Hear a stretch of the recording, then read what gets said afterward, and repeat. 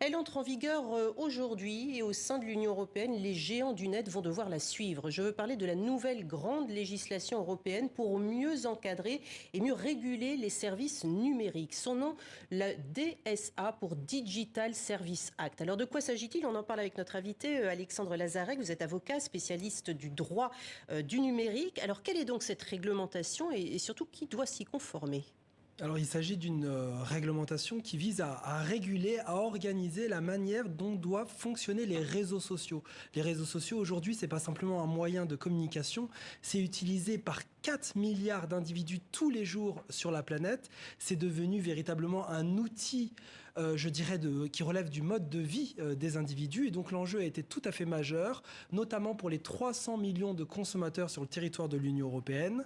Et donc ce texte vise à organiser, à réguler et à contraindre la manière dont doivent fonctionner les réseaux sociaux et en particulier pour les fameux GAFA. En réalité, les gros réseaux sociaux et moteurs de recherche.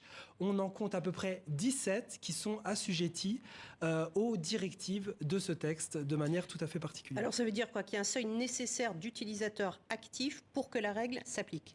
Voilà, c'est-à-dire que ce texte prévoit un certain nombre de dispositions. Toutes s'appliquent à l'ensemble des réseaux sociaux, c'est-à-dire des plateformes disponibles en ligne qui permettent de communiquer avec autrui.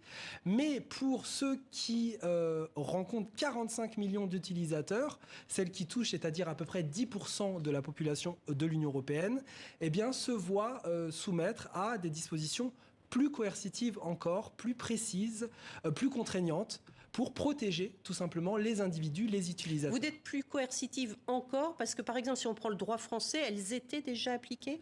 Voilà, le droit français est particulièrement précurseur sur les questions de numérique. C'était le cas pour le RGPD. La loi informatique et liberté avait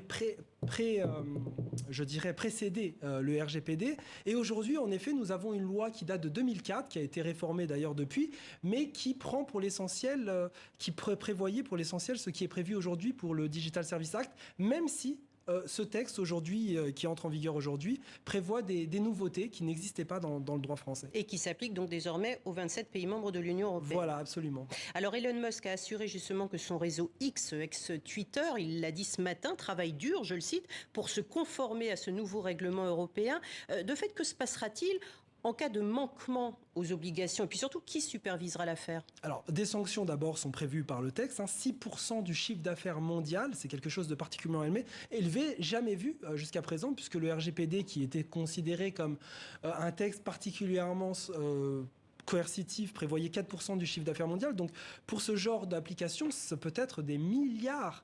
Les amendes peuvent s'élever jusqu'à des milliards d'euros. Des amendes qui iront à qui? Alors qui iront aux autorités de régulation désignées par le texte au niveau national, en fonction des autorités qui sont censées les poursuivre. C'est-à-dire qu'en France, par exemple, c'est l'Arcom, qui est l'institution dédiée à sanctionner, organiser, réguler ce texte sur le territoire national. Chaque État de l'Union européenne a une entité qui est désignée pour appliquer ce texte sur le plan national. Et puis, elles sont encouragées, ces entités, à travailler de concert, parce que lorsqu'il apparaît que le délit, en quelque sorte l'infraction au texte, a été commis sur plusieurs États, eh bien on désignera un État, une autorité censée organiser la sanction pour le tout.